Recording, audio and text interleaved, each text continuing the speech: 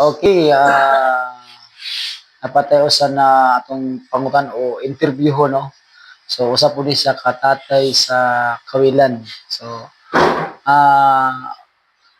Col, maayong adlaw diha sa imo ha. Ngayong adlaw sa Okay, so, kung sa experience nato Col na naka-apil ta ni ining 2025 men's fellowship din na giheld sa PCC. ang dako ko nakalipay na makaiban sa fellowship kay sugo man sa Ginoo. Very good. So, nakasunod gid ka.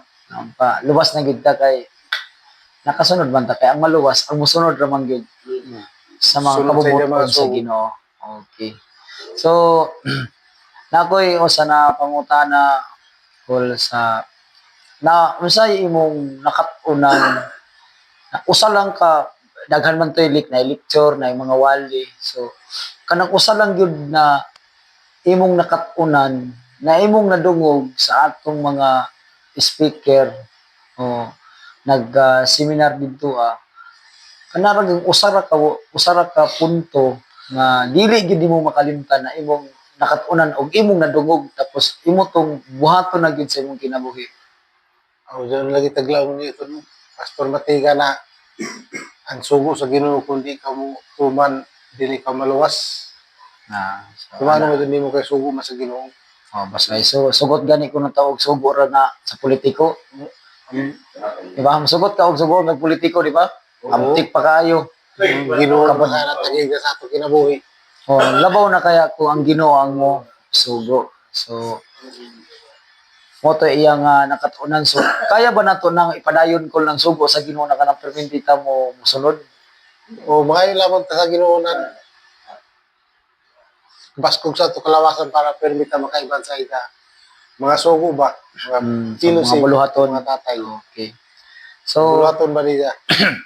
pagpadulong ba nimo diri kung wala ba mga hindrances o wala ba mga babag na pag-arin nimo diri o naa? Mura ba kaya naamat sa akong asawa na iban ka doon? Gitulak gid ka sa imong asawa. Oo. Supported gyud si ate day sa imo. Pagkanindot gyud. So, unsay mo ikasulti sa mga tatay na kanang kanang dili bisan tugutan sa asawa, di gid mo uban. Unsa may kasultian na nila? Lang ko na anak sa ila doon, mga lakad na sila sa musimba kay nabayo kita na nag-away na nasod, batok nasod, mulit may ilharan. Basta sa Biblia. Kung nga nagid ang gingon Apit sa na doon. Revelation. Kinahanglan gyud na mga lagad na gyud sila. Mga lagad. So, stanan gyud sa tong nakita, pila nato gyud interview, kailangan gyud na yung word na pagdasig, pag-awhag, no? Ikaw karon na naminaw ni ini, giawhag ka karon.